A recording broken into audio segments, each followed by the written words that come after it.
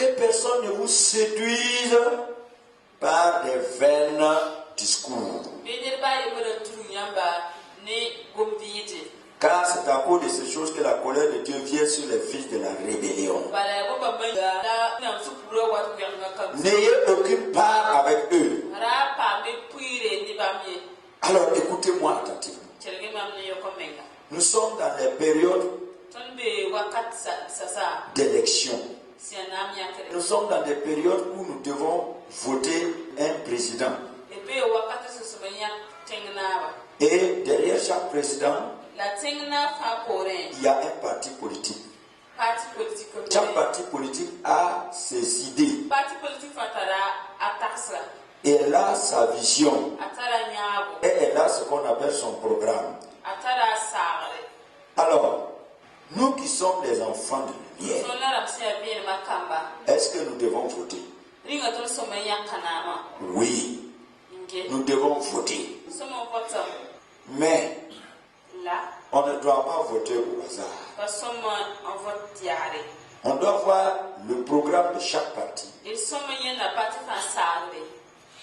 sa vision, sa doctrine, c'est-à-dire son enseignement,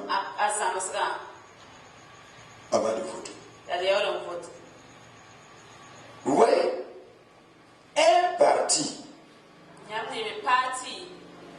qui approuve l'homosexualité, l'avortement. Toi, un enfant de Dieu, si tu votes ce parti-là, tu as participé au péché.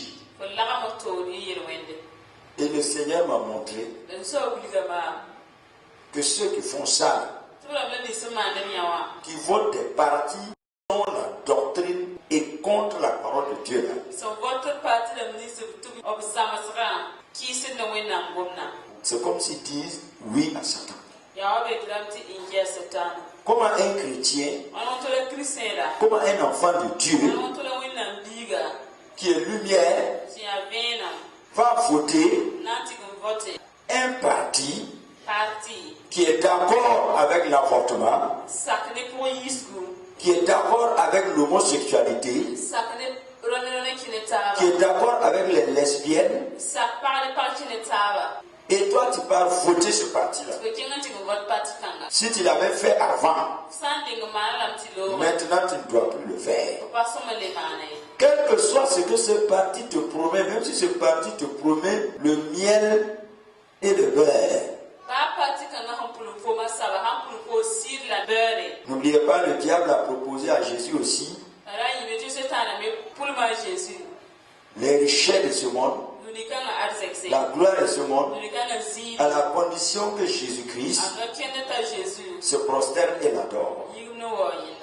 Ça veut dire qu'à la condition que Jésus le vote. Parce que quand vous votez, c'est comme si vous êtes d'accord avec le programme du parti que vous avez voté. Mais en dehors de ça, quel que soit ce que ce parti a fait, le reste on s'en fout. C'est la vision qu'il faut regarder. Écoutez-moi attentivement. Il est dit ici, au verset 11 de Éphésiens 5. Et ne prenez point part aux œuvres infructueuses des ténèbres, mais plutôt condamnez-les. Faut condamner. Comment un chrétien va être d'accord avec l'homosexualité? Comment un chrétien va être d'accord avec l'avortement? Un enfant de Dieu qui accepte ces choses, il n'aura pas d'héritage dans le royaume de Dieu. Il n'a plus sa place dans la présence de Dieu. Je vous parle au sérieux de tout mon cœur. Prévenez les gens. L'Esprit de Dieu m'a dit, dis à mon peuple de ne pas voter les partis qui sont d'accord avec l'avortement, qui sont d'accord avec l'homosexualité, qui sont d'accord avec ces abominations-là. Et s'il y avait une partie aussi qui est d'accord avec l'idolâtrie et la sorcellerie, nous ne devons pas voter ces partis-là. Parce que vous voyez, dans le vote, tu vas mettre ton doigt, tu vas scier. C'est comme tu dis oui. C'est comme si on présente devant toi Satan et Jésus. Et toi, tu vas voter Satan. Vous voyez ce que ça veut dire spirituellement? Et le Seigneur m'a dit, il m'a montré, quand tu votes comme ça, là, Satan va mettre le 666 sur toi. On va mettre la marque de la bête là sur toi.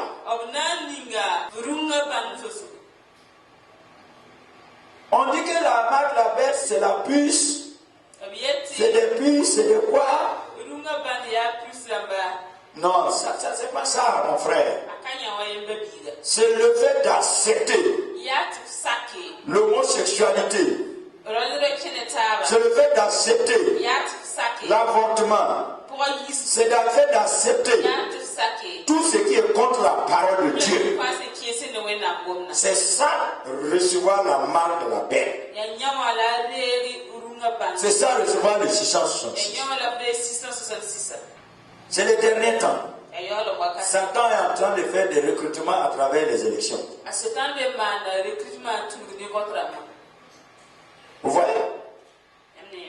Et la Bible dit de le condamner et de ne pas prendre point. Regardez au verset 14, il dit c'est pourquoi c'est le temps de se réveiller. Relève-toi d'entre les morts et Christ va t'éclairer. Il faut sortir au milieu des morts. C'est les morts là qui sont des homosexuels. C'est les morts là qui s'opposent à la volonté de Dieu. Parce que la mort, c'est le contraire de la vie. Et Jésus est quoi? Il est la vie. Si toi tu pratiques les œuvres de la mort, si tu es d'accord avec la mort, alors tu es contre Jésus. Les chrétiens aujourd'hui sont aveugles. Ils sont aveugles. Ils se lèvent, ils votent au hasard. Sans savoir que tu votes comme ça, c'est ton âme même que tu es en train de livrer à Satan.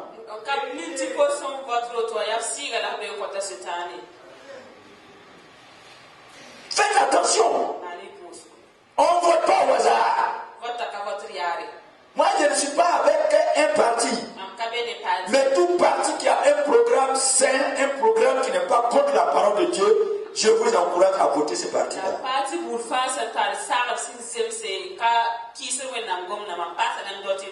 Mais un parti qui va venir nous imposer l'homosexualité,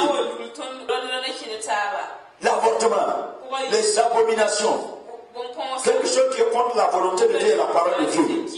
Et toi, tu es chrétien, tu te lèves. Tu dis que tu vas voter ce parti-là. Tu as voté ta mort. Tu as voté l'enfer. Tu as voté l'enfer, bien aimé. Même si c'est ton frère, si c'est le parti de ton frère, même père, même mère.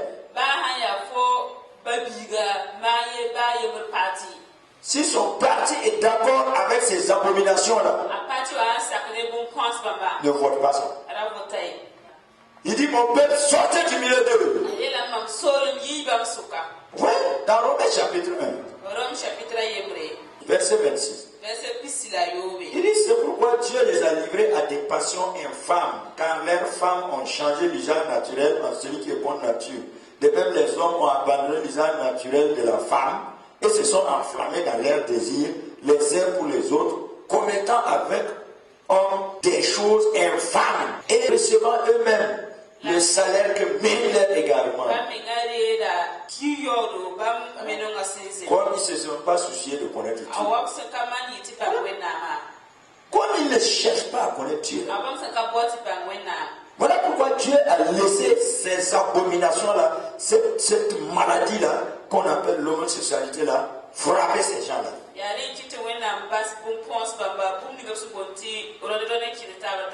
C'est une maladie mentale. C'est un dérèglement du cerveau. C'est une malédiction. Et comment un enfant de Dieu qui dit qu'il est né de nouveau, qu'il appartient à Jésus-Christ, il va voter des partis qui prônent ces abominations. Il dit ils sont rapporteurs, ils sont remplis de toutes sortes d'espèces d'injustice, de méchanceté, de cupidité, de malice, plein d'envie, de meurtre, de querelles, de ruses, de malignité, rapporteurs, médisants, impies, arrogants, hautains, fanfarons, ingénieurs au mal, rebelles à leurs parents, dépourvus d'intelligence, de loyauté, d'affection naturelle et de miséricorde. Ils n'ont pas d'affection, ils n'ont pas de miséricorde. Et bien qu'ils connaissent le jugement de Dieu, déclarant dignes de mort ceux qui commettent de telles choses, non seulement ils les font, mais encore ils approuvent ce qu'ils les font. Donc il dit, ils connaissent, on l'a entendu depuis des années dans les enseignements de l'Église, et la Bible est là pour nous le dire.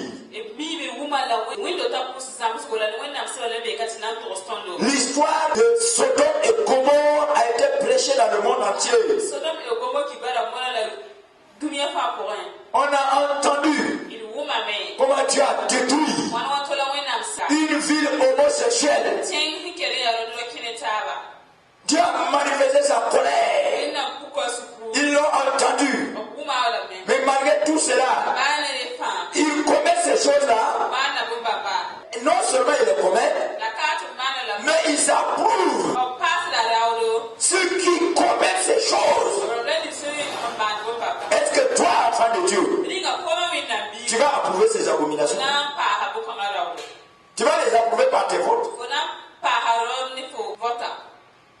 Vous êtes là? Repentons-nous. Si c'est trouvé que tu étais dans des partis comme ça, où là-bas on prend l'homosexualité, on encourage l'avortement, sors de ce parti-là et ne vote plus jamais ce parti. C'est la parole que le Seigneur m'a dit de vous dire. C'est la parole que le Seigneur m'a dit de vous dire. Lève ta main, dit Saint-Esprit, fais-nous miséricorde. Il y a des élections dans le monde entier. Il faut que l'Église, les enfants de Dieu, n'approuvent pas les œuvres des ténèbres. Nous devons les condamner. Nous devons montrer notre refus catégorique contre l'homosexualité. Nous allons refuser, nous allons combattre cet esprit-là,